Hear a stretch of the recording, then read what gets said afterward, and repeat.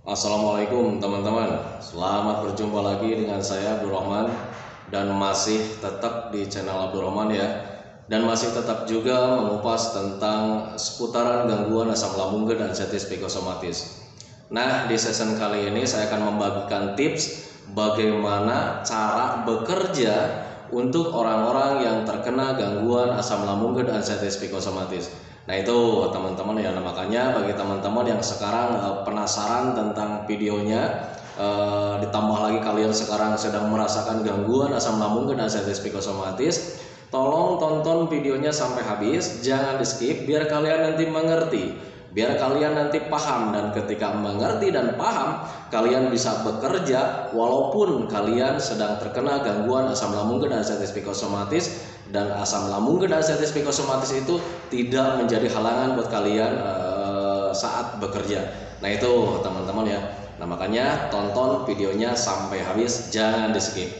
Nah seperti biasa teman-teman ya, bagi teman-teman yang baru bergabung, kalau seandainya kalian mau bertanya tentang seputaran gangguan asam lambung dan anxiety psikosomatis, alangkah baiknya kalian tonton dulu video-video saya sebelumnya, karena untuk seputaran gangguan asam lambung dan anxiety psikosomatis semuanya sudah saya share ya. Dari mulai cerita saya yang terkena gangguan asam lambung dan anxiety psikosomatis, kemudian merasakan 1001 macam sensasi yang sangat tidak nyaman, itu sudah di-share. Dan kemudian bagaimana cara menangani setiap sensasi yang hadir dari ujung rambut sampai ujung kaki, itu juga sudah di-share. Nah makanya biar lebih jelas, biar lebih detail, alangkah baiknya kalian tonton dulu video-video saya sebelumnya. Nah itu teman-teman ya. Nah kemudian bagi teman-teman yang baru bergabung juga, kalau seandainya kalian belum subscribe channelnya, mohon videonya itu di subscribe dulu ya. Karena untuk subscribe itu tidak memerlukan biaya, tidak memerlukan pendaftaran. Jadi subscribe itu adalah hal yang sangat mudah sekali bagi teman-teman lakukan ya. Jadi teman-teman itu cukup memijit saja tulisan subscribe. Biar kenapa? Jujur ya, biar videonya itu cepat berkembang dengan baik. Dan kalau seandainya videonya itu berkembang dengan baik, sudah barang tentu itu akan menambah semangat tersendiri buat saya untuk terus nge-share tentang seputaran gangguan asam lambung dan anxiety psikosomatis ini terhadap kalian. Kemudian yang lebih penting dan yang lebih utamanya, tekan juga tombol lonceng sama tombol like-nya ya. Biar kalian itu dapat notifikasi atau pemberitahuan video saya yang terbaru. Karena saya itu akan terus nge-share tentang seputaran gangguan asam lambung dan anxiety psikosomatis ini terhadap kalian, dengan tujuan semoga saja videonya itu menjadi wasilah atau jalan keluar bagi kalian yang sedang mengalami gangguan asam lambung dan anxiety psikosomatis hingga membaik ya, apalagi sampai sembuh total. Amin ya rabbal alamin. Ya minimal hanya memberikan motivasi saja, atau lebih minimalnya lagi hanya sekedar menemani kalian yang sekarang sedang merasakan tidak nyamannya dari gangguan asam lambung dan anxiety psikosomatis. Nah itu teman-teman ya. Nah kembali lagi ke topik utama teman-teman ya. Kenapa sih orang-orang yang terkena gangguan asam lambung dan anxiety psikosomatis harus diberikan tips ya, bagaimana cara bekerja saat terkena gangguan asam lambung dan anxiety psikosomatis. Mengingat hal tersebut kayaknya lebay ya, tetapi perlu kalian ketahui teman-teman, dan Anda juga bisa merasakannya sendiri gitu teman-teman ya. Saat bekerja itu kita itu tidak nyaman. Nah itu teman-teman, jadi ketika kita bekerja, kita beraktivitas gitu teman-teman ya, itu yang namanya sensasi dari gangguan asam lambung dan anxiety psikosomatis selalu saja hadir. Ditambah lagi kita itu kalau seandainya fokus aja sedikit sama pekerjaan, itu membuat kita itu pusing, kelayangan dan sebagainya teman-teman. Dan kalau seandainya pemikirannya belum dibenahi atau pemikirannya belum terjaga gitu teman-teman ya, itu pemikirannya selalu mengarah-arah ke hal-hal yang negatif ya. Nah itu teman-teman ya. Nah jangan-jangan ini pasti sekarang wah jangan-jangan ini sekarang pingsan. Nah seperti itu teman-teman ya. Itu merupakan hal yang sangat wajar teman-teman ya, bagi teman-teman yang terkena gangguan asam lambung dan anxiety psikosomatis. Ketika mempunyai pemikiran-pemikiran seperti itu, saya katakan sangat wajar. Kenapa saya katakan sangat wajar? Karena kita menderitanya lumayan agak lama ya gitu teman-teman ya. Berbeda ketika dulu kita terkena sakitnya cuma sebentar, paling lama 1 bulan kita udah beres kan gitu teman-teman ya. Jangankan untuk pergi ke dokter, sakit biasa itu kalau seandainya kalian mengkonsumsi obat warung, that's it, seminggu 2 minggu itu udah beres, paling lama 1 bulan. Nah itu teman-teman. Nah sekarang kita merasakan penderitaan yang begitu lama gitu teman-teman ya, dengan rasa yang sangat tidak nyaman. Makanya wajar sekali kalau seandainya ada sensasi sedikit saja kita pikirnya itu selalu kemana-mana. Nah itu teman-teman, tetapi perlu kalian ketahui teman-teman ya, untuk semua sensasi dari gangguan asam lambung dan arteritis psikosomatis semuanya tidak berbahaya, cuman rasanya memang seperti berbahaya. Perlu kalian ketahui bahwa setiap penyakit, setiap gangguan itu rasanya berbeda-beda. Nah itu teman-teman, kalian mengenal yang namanya sakit gigi, kalian mengenal yang namanya sakit demam, kalian mengenal yang namanya sakit kepala. Nah sekarang yang kalian rasakan itulah ciri khas dari gangguan asam lambung dan arteritis psikosomatis. Jadi setiap penyakit itu berbeda rasanya. Setiap gangguan itu punya ciri khas sendiri gitu teman-teman ya. Teriris, kita mungkin merasakan perih ya gitu teman-teman ya. Nah sekarang kalian terkena gangguan asam lambung dan arteritis psikosomatis, semuanya serba tidak nyaman. Nah itu teman-teman, dari badan, perasaan, pemikiran dan sebagainya. Nah itu teman-teman ya. Nah makanya untuk semua yang terkena gangguan asam lambung dan arteritis psikosomatis, semua pergerakan kita itu memang ada tipsnya teman-teman ya. Selain semangat, punya tekad yang kuat, kita juga mempunyai trik tersendiri dan itu sesuai pengalaman saya. Bagi teman-teman yang ingin mencontoh silakan, tetapi kalau misalkan kalian mempunyai metode tersendiri silakan. Nah itu teman-teman, dengan catatan apapun jalannya, apapun caranya, kalau seandainya itu membuat baik buat kita, lakukan saja. Nah itu teman-teman ya. Nah tips bekerja dari saya ini sesuai pengalaman saya teman-teman ya. Jadi ketika bekerja itu kita saat fokus sedikit saja itu kita mudah pusing, kelayangan gitu teman-teman ya. Nah makanya ketika saat terkena gangguan asam lambung dan arteritis psikosomatis, saya bekerjanya itu tidak terlalu fokus teman-teman ya. Itu pengalaman saya dulu gitu teman-teman. Semoga saja kalian itu tidak mengalaminya teman-teman ya. Jadi ketika bekerja saya kasih waktu ya, saya kasih tempo. Jadi bekerjanya 1 jam bekerja gitu teman-teman ya. Setelah 1 jam saya keluar gitu teman-teman, untuk fresh otaknya gitu teman-teman, untuk fresh pikirannya. Saya keluar, nyantai dulu, keliling, minum gitu teman-teman ya, selama 15 menit atau selama 10 menit waktu itu. Jadi istirahatnya bukan di tempat teman-teman ya. Saya keluar waktu itu ya. Jadi ketika saat mulai bekerja lagi teman-teman ya, dan tetapi ketika bekerja itu merasa tidak mampu karena memang suka sensasinya itu selalu hadir ya. Jadi saya akalin seperti itu teman-teman ya. Bekerja 1 jam, 15 menit saya keluar. Ketika sudah 15 menit keluar, sudah jalan-jalan 15 menit keliling gitu ya, sambil minum, kayak pokoknya relax, saya masuk lagi. Dan itu di awal-awal memang seperti itu teman-teman ya. Dan kemudian berkelanjutan ya, berkelanjutan menjadi 2 jam ya, karena sudah mulai terbiasa tuh ya. Yang namanya kerja 1 jam itu sudah mulai terbiasa dan sudah ada rasa nyaman. Kemudian ditambah lagi rasa cueknya hadir gitu teman-teman. Nah saya tambah lagi menjadi 2 jam teman-teman ya. Dan ketika 2 jam bekerja, 15 menit saya keluar. Seperti biasa jalan-jalan seperti itu ya. Jalan-jalan, minum, nyantai pokoknya teman-teman ya. Nah yang saya rasakan teman-teman ya, ketika sering melakukan hal seperti itu teman-teman ya, itu justru kita itu mulai terbiasa dengan bekerja teman-teman ya.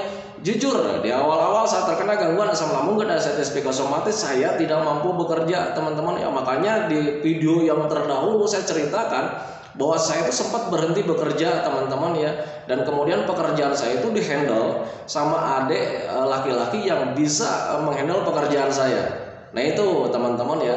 Nah makanya ketika di awal-awal itu saya tidak bisa bekerja, dan kemudian ketika sudah mulai membaik dan mulai memahami, ini saya butuh pembiasaan, saya bilang gitu ya. Dalam pikiran saya itu selalu begitu ya. Ini butuh pembiasaan, karena untuk orang-orang yang terkena gangguan asam lambung dan arteritis psikosomatis itu di mental itu butuh pembiasaan, semuanya butuh pembiasaan. Makanya waktu itu saya putuskan masuk bekerja kembali. Tetapi saat bekerja, sialnya itu yang namanya sensasi culak colek kayak macam begitu bikin gak nyaman teman-teman ya. Fokus sedikit saja kita pusing gitu, gemeteran gitu teman-teman ya. Nah makanya waktu itu saya akalin teman-teman ya, oh ini kalau seandainya fokus itu bikin kita pusing gitu teman-teman ya. Jadi waktu itu saya bekerjanya cuma 1 jam. 1 jam pertama bekerja, kemudian istirahat 15 menit, keluar gitu teman-teman, keluar jalan-jalan. Nah, ketika sudah beres jalan-jalan selama 15 menit saya masuk lagi gitu teman-teman ya. Dan mengenai hasil saya tidak pedulikan teman-teman ya. Jujur waktu itu sifat egois itu sangat dibutuhkan teman-teman ya, karena kalau misalnya kitanya tidak egois itu penilaian orang itu sangat banyak sekali teman-teman ya. Nah itu yang menganggap kita bekerja nggak bener lah, karena memang nggak bener sih sebetulnya, cuman kita itu nggak mau ya kalau misalkan orang-orang meng-tag atau mengatakan hal seperti itu teman-teman ya. Karena ketika kita menderita seperti itu dijelaskan ke orang lain juga akan terasa percuma teman-teman ya. Nah makanya waktu itu saya belajar tidak peduli penilaian orang lain teman-teman ya, belajar masa bodoh gitu teman-teman. Yang penting saya bekerja, kemudian hasilnya saya tidak terlalu pengen hasilnya kayak gimana gitu teman-teman. Tidak, yang penting saya fokus di kesehatan. Gimana caranya supaya kesehatan saya itu semakin hari semakin membaik, semakin hari semakin membaik. Seperti itu pemikiran saya waktu itu. Nah itu teman-teman, kemudian ketika memahami bahwa ini butuh pembiasaan, saya lakukan terus seperti itu. Masa bodoh dengan penilaian orang lain, yang penting saya bekerja. Seperti itu teman-teman ya. Dan tanpa disadari ketika dibiasakan seperti itu menjadi terbiasa lagi. Dari mulai 1 jam kita istirahat 15 menit, kemudian bisa bekerja lagi selama 2 jam, istirahat lagi gitu teman-teman. Dan sekarang itu semakin meningkat dan sampai detik ini saya sudah kuat bekerja, fokus, saya sudah bisa, pokoknya untuk semuanya sudah kembali normal lagi.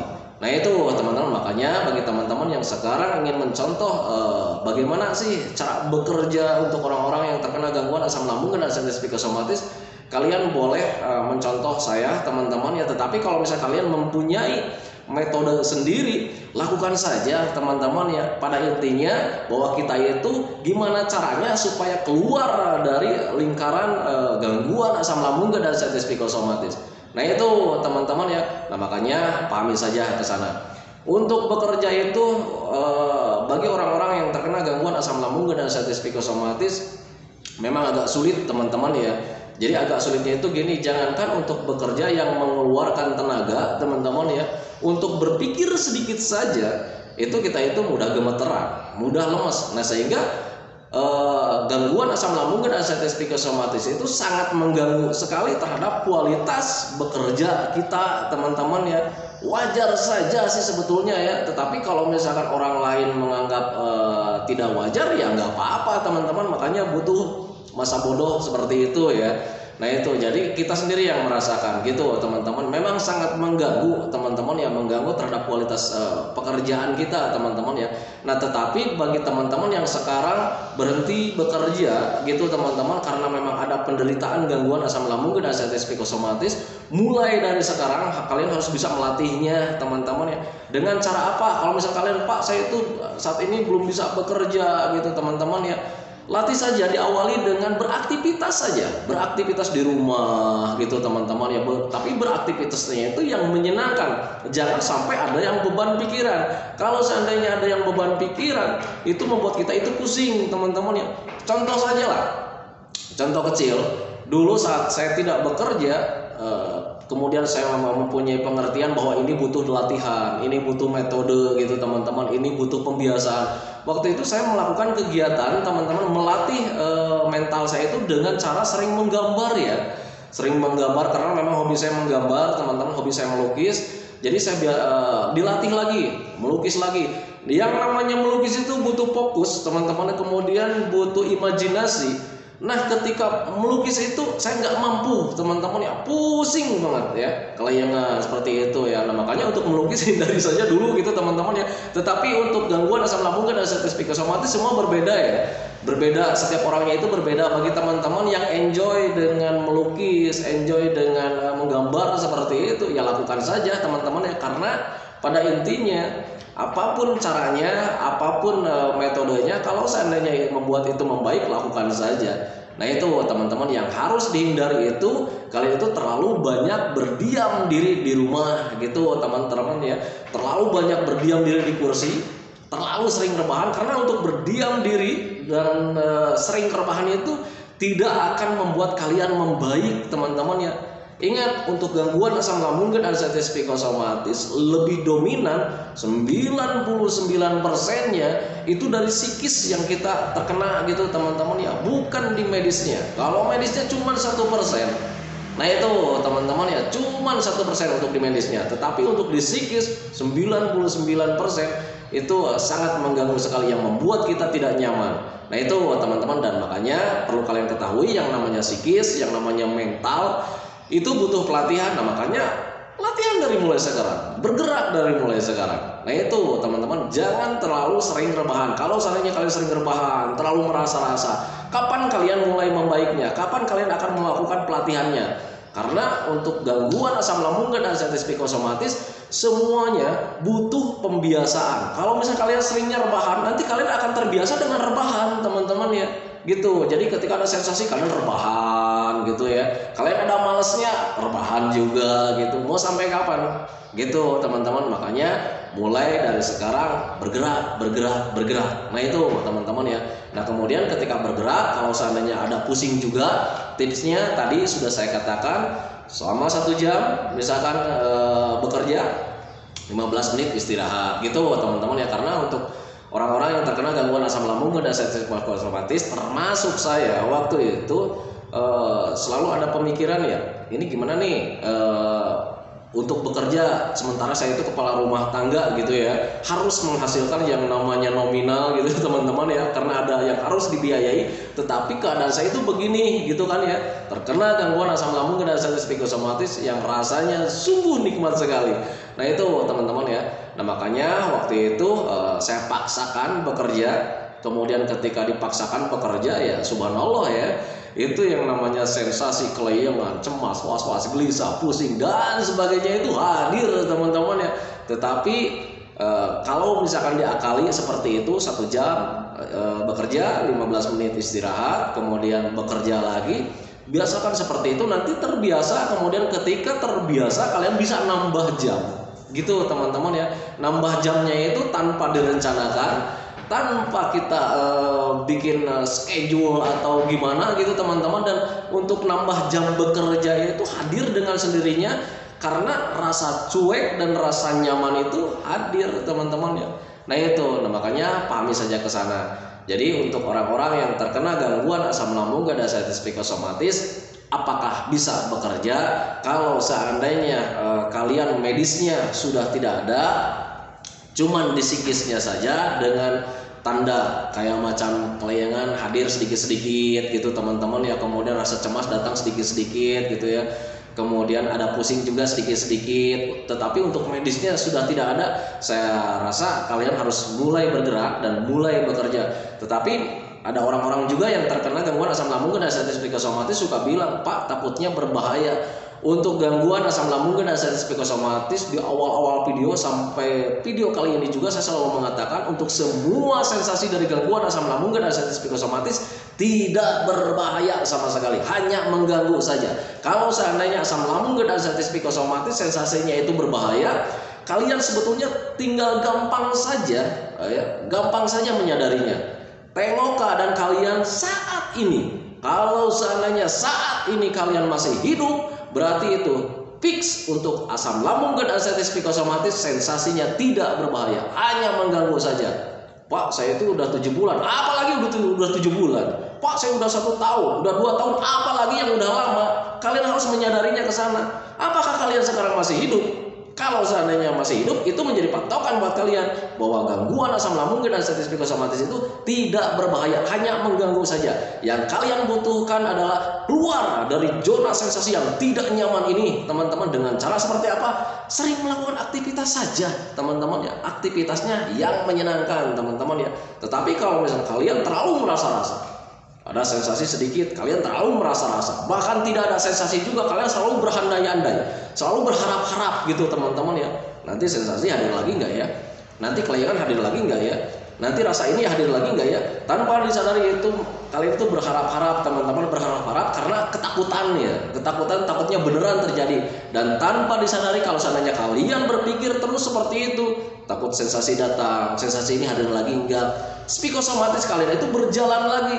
Gitu teman-teman ya, apa yang kalian pikirkan, tubuh kita itu merespon dengan sendirinya. Kalian berharap-harap sensasi nggak datang lagi nggak ya? Sensasi datang lagi nggak ya? Tanpa disadari tubuh kalian itu merespon dengan sendirinya dan sensasi itu pasti hadir lagi. Nah itu teman-teman ya, makanya pahami saja untuk psikosomatis, hindari saja dengan cara apa?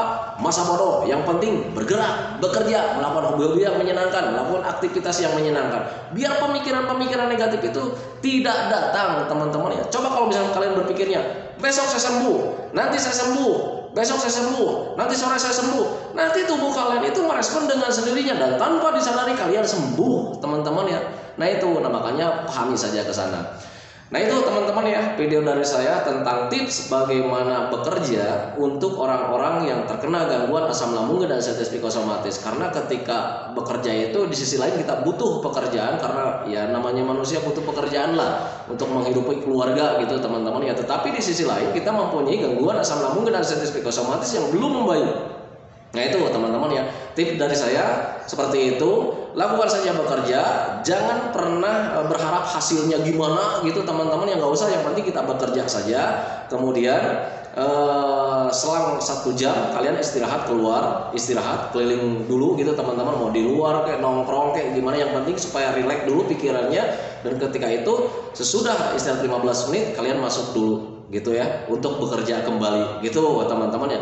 Itu cara saya waktu terkena gangguan asam lambung dan sensitif psikosomatis sampai membaik, sampai sembuh total, dan sekarang saya sudah bisa bekerja dengan maksimal lagi. Nah itu teman-teman ya. Nah itu teman-teman videonya, semoga saja videonya menjadi wasilah buat kalian, semoga saja videonya itu menjadi pencerahan buat kalian. Kemudian ya minimal videonya itu hanya sekedar menemani kalian lah yang saat ini sedang merasakan tidak nyamannya dari gangguan asam lambung dan sensitif psikosomatis. Kemudian seperti biasa, sebelum saya akhiri videonya, saya selalu mendoakan sama teman-teman itu, semoga saja teman-teman itu cepat sehat lagi, cepat sembuh lagi, cepat kembali lagi keadaan kalian yang dulu, baik moodnya, semangatnya, tertawanya, pokoknya kehidupan kalian yang berwarna yang dulu itu semoga saja cepat kembali lagi. Karena memang saya yakin 100% bahwa keadaan kalian yang dulu itu sangat dirindukan sekali. Nah itu teman-teman ya. Kemudian doakan saya juga teman-teman ya, agar saya itu tetap sehat, tetap kuat, tetap ceria, agar masih bisa tetap menemani kalian. Nah itu teman-teman ya. Saya hentikan videonya teman-teman ya. Assalamualaikum warahmatullahi wabarakatuh.